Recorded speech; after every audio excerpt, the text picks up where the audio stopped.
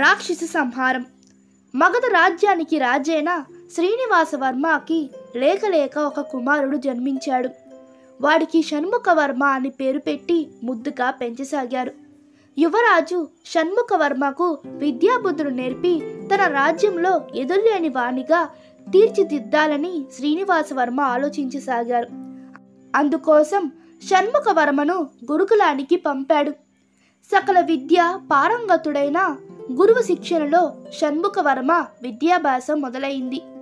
కాలం గడిచిన తర్వాత గురువు షణ్ముఖవర్మను పిలిచి, కుమారా, నీ విద్యాభ్యాసం పూర్తయ్యేలోగా నీవు ఒక కార్యం సాధించాలి.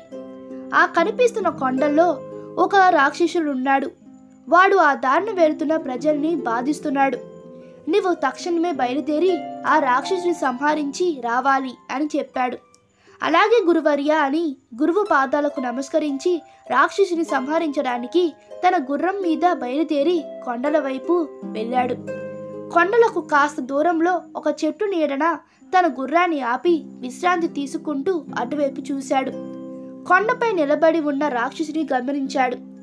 ఆ తర్వాత చాలాసేపు ఆలోచించిన షణ్ముఖవర్మ, ఈ రాక్షసుడు నేను ఊహించినంత భయంకరంగా లేడు.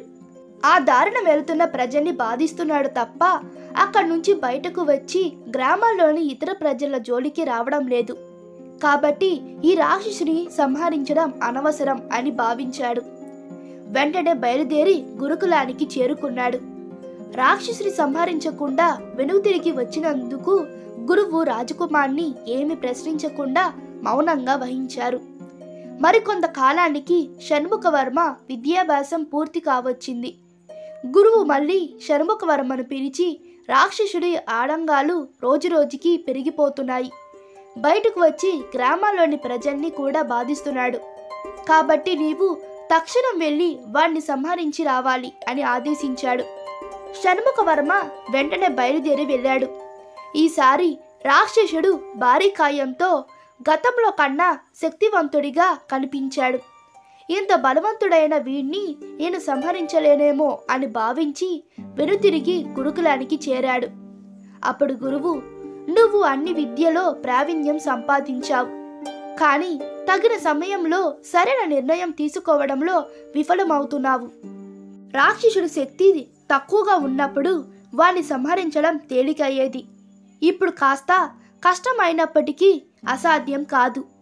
నీ ప్రావీణ్యానికి నీ ధైర్యం జోడిస్తే వాణ్ణి సంహరించవచ్చు. విజయోస్తు అని ఆశీర్వదించి రాజకుమార్ని రాక్షస సంహారానికి పంపాడు. ఈసారి షణ్ముఖవర్మ ఎక్కడ ఆగకుండా రాక్షసుడి దగ్గరకు దూసుకుపోయి యుద్ధం ప్రారంభించాడు. రాక్షసుడి నుంచి తీవ్ర ప్రతిఘటన ఎదుర్కొన్నాడు. ఆయన విరోచితంగా పోరాడి వాణ్ణి సంహరించాడు. గురువు, అక్కడి ప్రజలు షణ్ముఖవర్మను కీర్తించారు. షణ్ముఖవర్మ విజయ గర్వంతో రాజ్యానికి చేరుకున్నాడు. కుమారుడి ధైర్య సాహసాలకు శ్రీనివాసవర్మ ఉప్పొంగిపోయాడు. నీతి: చెడును మొగ్గలోనే తుంచుకపోతే దాన్ని పెరిగిన తర్వాత వదిలించుకోవడం చాలా కష్టం. ఈ కథ మీకు నచ్చినట్లయితే మీ అభిప్రాయాలు కామెంట్ తెలపండి. Please like, share and subscribe to my channel. Thank you.